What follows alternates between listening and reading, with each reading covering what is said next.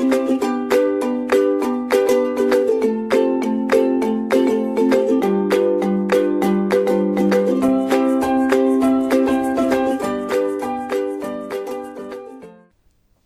am Dr. Kakuli Banerjee from JSS Academy of Technical Education, and right now we are going through the 5th unit of database management system, and this unit is about concurrency control, right. And we are going to study the two methods or the two protocols, or we can call them the two different schemes under concurrency control, right. The first scheme over here is the validation based protocol, and the second one is the multi version based protocol. So, both the algorithms do not have problems of the that we face during the locking and unlocking of the transactions, right, locking and unlocking of the database the data sets by the different transactions. So, but to remove all those problems, we have these two new versions of the concurrency control method, which is known as the validation based protocol and the multi version based scheme, right. Let us start with the first one, validation based protocol, right. Now, when we talk about the validation based protocol is basically divided into 3 phases, right.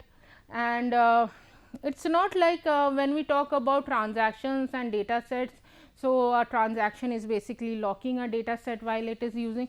What happens over here, a local buffer kind of a thing is used, right. You read the information into your local space, into your local variables, use it, make changes into it, then you validate with the database. If you go through if you pass that validation phase, then you can make final changes into the database, right. So, in this case what happens, we have 3 phases for this validation based protocol, and these 3 phases are like the first one is the read phase, second one is the validation phase, and third one is the write phase. Let us see how they work. It says that the protocol operates as follows. A transaction is executed in the following 3 phases. What is the first phase? The read phase. During this phase, a transaction T I reads in all the data items needed by the transaction into its local variable.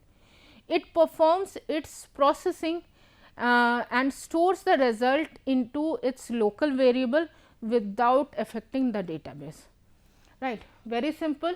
You bring the information from the database into your local variable, make changes into it, read it, make update it, write it back into, everything is done into the local variables, and the database, the final database is not affected.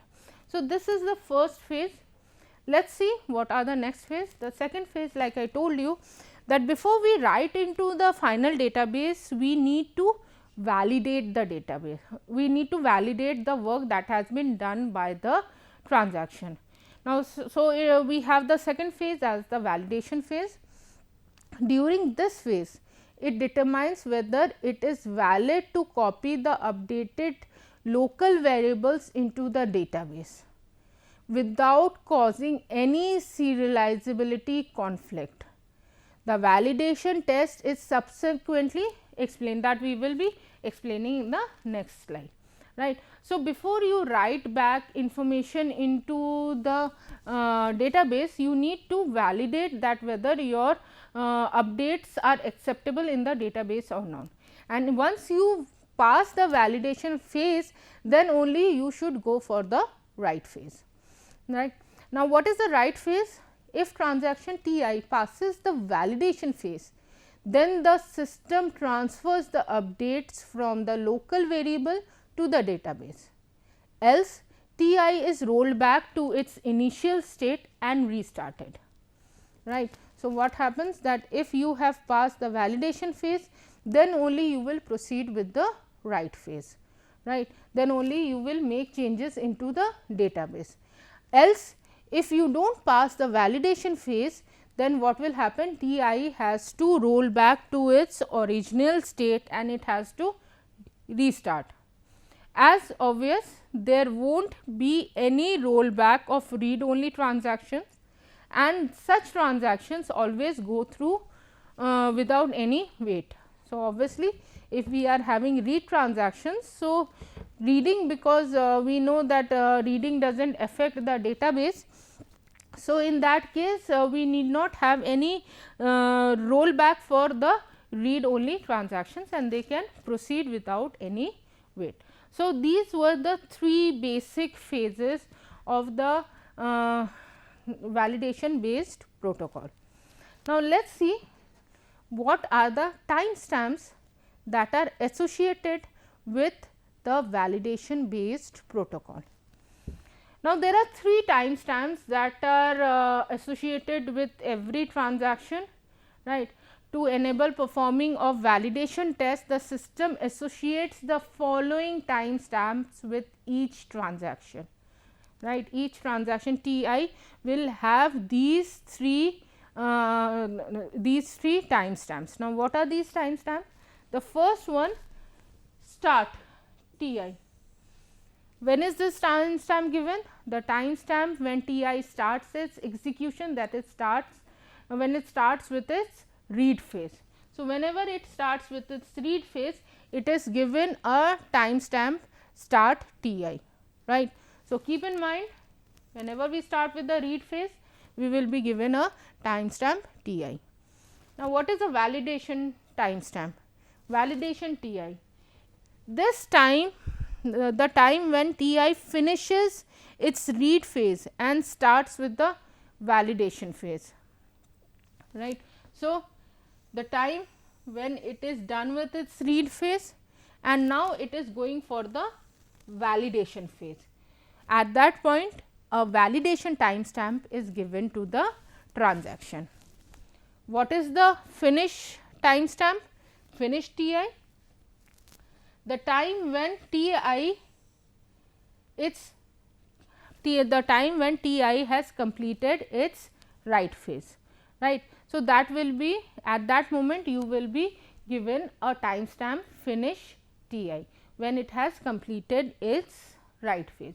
So, these are the three phases that we have, these are the three timestamps that we have: the start timestamp, validation timestamp and finish timestamp. Start is when you start reading, validation when you are done with the reading and you start with your validation, finish is when you have done with the writing and it shows that your work is complete, right. So, these are the three timestamps that are associated with the transactions when we are talking about the timestamp based protocol, right. Now, let us see how validation works and what are the timestamps which are associated with a transaction. The timestamp associated with T I for serialization, right. The timestamp associated with T I for serialization is T I, the timestamp of T I equal to the validation timestamp, right. So, for serialization what do we do is, the timestamp which we are going to consider for this particular protocol is the validation timestamp, right. So, for this particular T I, the timestamp is going to be the validation time stamp. It is going to be the validation timestamp, right. Now, the serializability requirement of a transaction pair T I and T J is that if the timestamp of T I is less than the timestamp of T J, then in the valid schedule T I must appear before T J. Now, for proper serializability, right, for proper serializability requirement, if we are having two transactions T I and T J, right, and this is the condition that the timestamp of T I is less than the timestamp of T J, then in the for a valid schedule T I should always come before T J, right. So, that will be only a valid schedule. Now, let us come to the validity test. Now, these are very important, right. These are very important because based on this particular protocol works, right. A transaction T I is said to pass the validation test if one of the following two conditions hold against each concurrent transaction T j, right. So, T I will pass the validation test if only if the following two conditions are holding, if any of these two conditions hold, right, and validation with whom, with another transaction T j that satisfy T j is less than T I, right. What does that mean? That means time T j has come before T I, right. This means that T j commenced the validation test earlier than T I, right, because for us right now the timestamp of a transaction is the validation timestamp, right, and this particular thing indicates that T j has done its validation before T I, right, and T I will pass the validation test only if these two conditions are true. This is the first condition, which says finish time of T j is less than the start time of T I, right. Finish time of T j is less than the start time of T I. Since T j finished before T I commenced, that means T j has finished its execution before T I started. So, T j definitely is not going to conflict with T I. In that case, T I will pass its validation test, right. So, there is no issue when one transaction has finished and then the next transaction has started. So, in that case the transaction will always pass the validation test, but where is the problem? It is not a serial schedule, we will have concurrent execution. So, it is possible that before one transaction finishes another transaction starts. So, this is the next condition. If it is not able to satisfy that condition, at least it has to satisfy this condition to pass the validation test. Who has to pass this test? T I has to pass this particular test. Now, what does it say? It says start of T I is less than the finish of T j, but it is also less than the validation of T I. Now, what does this mean? This means that before T I started, right, before T j finished, T I has started, right, and the set of data items written by T j does not overlap with the data items read in by T I, and this is also a condition, because this and is there. This condition also needs to be true for this particular validation. The data set, the data item written by T j does not overlap with the data item written by T I. That means, data item or overlapping should not be there. In that case, it will not pass the validation test, right. This implies that T I started before T j finished, right. T I has started before T j finished, but T j finished before T I started with the validation, right. So, even if T I could not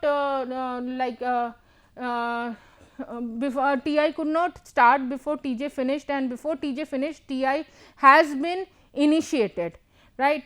But in that case, what is happening? What should be the case? The case should be that at least T j finished, but T j finished before T I started validation, right. At least this condition should be true. T j should finish before T I has started its validation, right. At least this condition should be true, and the set of data items read in by T I does not overlap with the data items modified by T j. That means, the data item overlapping should not be there. Since T j is already finished, so it can't modify any more data items. So, T j does not conflict with T I in this case. So, it has to either pass any one of these validation tests. If it is passing any one of these validation tests, then only the validation phase is over and it is TI is allowed to write into the database, right. Now, what about this protocol? In this protocol, the concurrency checks are not made for individual read write operation of a transaction, right. It is not made for individual read write operation, rather it makes a single check after all read write operations have been performed in the local variable, right. All read writes are done in the local variable, then only we say that it has performed completely. And if the validation check does goes through successfully, right, and if the validation check is successful, all the updates of the transaction are applied to the database. So, concurrency control overheads will be very low. This protocol is ideal for an environment where majority of transactions are read only and content of write transaction are very less, right. We have very less write transactions and most of the transactions are read transactions. In case of such content, a transaction would need to be rolled back, right. If we are having such type of contention, a transaction would need to be rolled back. So, that was all about the validation test.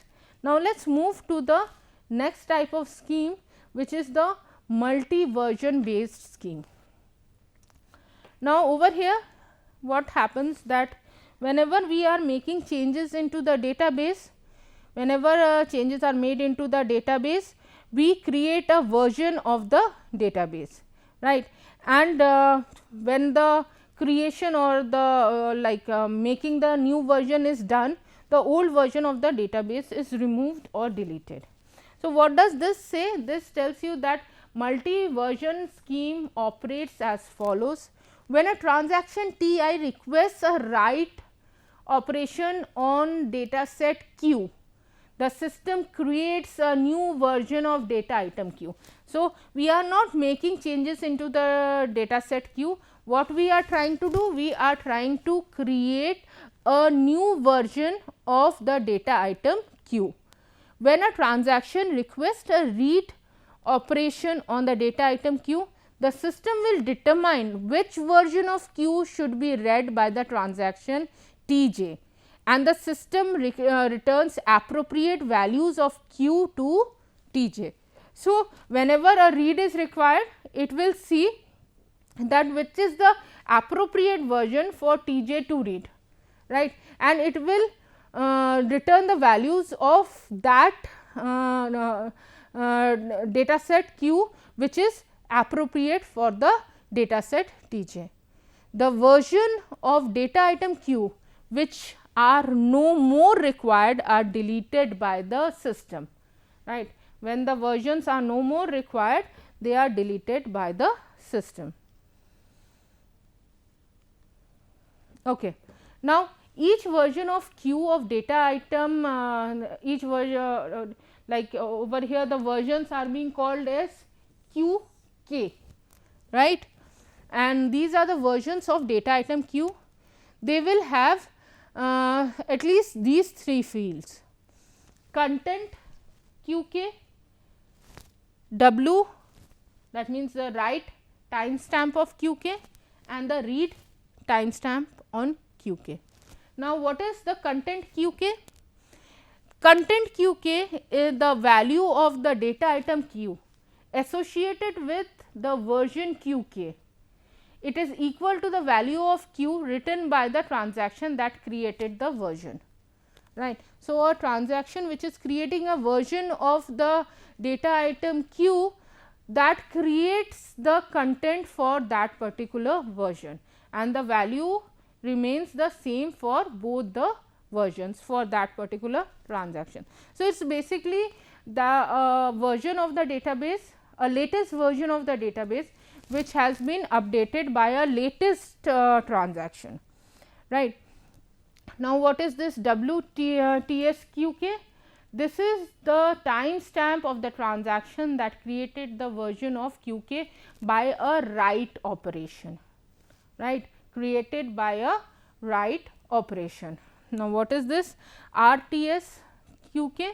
This is the largest timestamp. Now, this is the largest timestamp of any transaction that has successfully read the version of QK by a read operation on data set Q, by a read operation on data set Q, right. So, each version will have these 3 fields. Now, let us see how the read and write operations work, right.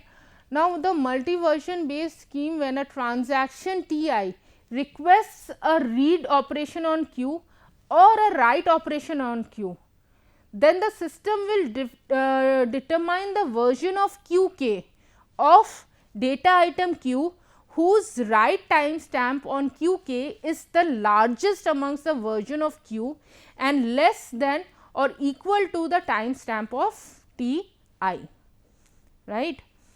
This is very important to understand, that it should be less than or equal to the timestamp of Ti. Then the system proceeds in the following manner. So, this is how we go for the read queue, right. The value of content QK is returned to Ti, right. This is given to the version of Q which is known as QK is returned to Ti, and if the timestamp of Ti is greater than the read timestamp of QK, right. The timestamp of Ti is greater than the read timestamp of QK, then the value of read timestamp of QK is updated. This is updated to the max of, it is updated to the max of read timestamp of QK or the timestamp of Ti, like we do in the timestamp based algorithm read operation for the timestamp based algorithm. So, this is your read operation. How to move with the write? Let us see the write operation. If timestamp of Ti is less than the write timestamp of QK, right. This is write timestamp of QK. That is a transaction which was initiated later than Ti has already read the most current version of Q. The transaction Ti is rolled back and restarted with a new timestamp, right. In that case, it will be rolled back and it will be restarted with a new timestamp. Else if the timestamp of Ti is equal to the write timestamp of QK, it implies that the version of QK has been created by Ti itself. That means, Ti has created that version of QK, right. In this case, Ti overwrites the content of QK. So, Ti is allowed to override the content of QK, right. Else Ti creates a new version of QK, right, which is a version of the Q data set. The content of Qi will be equal to the value of Q written by Ti, and the write timestamp and the read timestamp of Qi will be equal to the timestamp of Ti. So, in that case, the write timestamp and the read timestamp will be equal to the timestamp of Ti, and a new version of Q will be created which we call as Qi. So, this was your write operation. Now, when we are talking about versions, obviously the old versions of the database have to be removed, and how do we find those versions which should be deleted. So, this is a crucial issue in this scheme to determine the version of Q that are no more required and therefore, can be deleted. Suppose there are two versions Qi and Qj of the data item Q, such that both have write timestamps WTS, right, write stamp WTS less than the oldest transaction in the system at that moment of time, then the older of the two transactions are deleted. So, in that case the older of the two transactions that we find out will be deleted. So, this is one method of finding out that which is the oldest version, and that particular oldest version is victimized and that is deleted, right. And in multi-version based protocol, all read operations will always go through successfully. Now, this is very important. Whenever we are talking about read operations, all read operations go through successfully, but a read operation will have higher overheads as compared to other protocols. So, when we talk about this this multi-version based scheme, so read operations in this type of a scheme or in this type of a protocol as compared to other protocols have higher overheads, since the system has to determine the version of queue to be read, because every time there is a read request, you have to find out the latest version of queue, and this has to be done every time, right. And because of doing this again and again, what happens, the system has to determine, or the system has to determine that timestamp of the latest version, and after that only the read operation is performed. As regard write operation, it may go through or it may have to roll back, right. So, when we are talking about the write operation, we have only two options, either it will go through or it will be rolled back. In case a transaction is rolled back, it is restarted and a new timestamp is allocated. Next time, hopefully it goes through with the new timestamp. So, when we talk about the read operation and the write operation in this multi-version based scheme, what is the difference, how it is different from other protocols? In other protocols, we have seen that write has more overheads as compared to reads, but in this particular protocol, read has more overheads as compared to write. Write will either go through or it will be rolled back, but when we are reading, every time we have to check for the latest version of the data set, and it is allowed that transaction is allowed only to read the latest version. So, every time there is a read instruction, every time the system checks for the latest version of the data set, and then only it is allowed to read that data set. So, that creates lot of overheads in case of a read operation. So, that is all from my side from for multi-version based scheme. This completes all the protocols that we have under concurrency control. Thank you so much.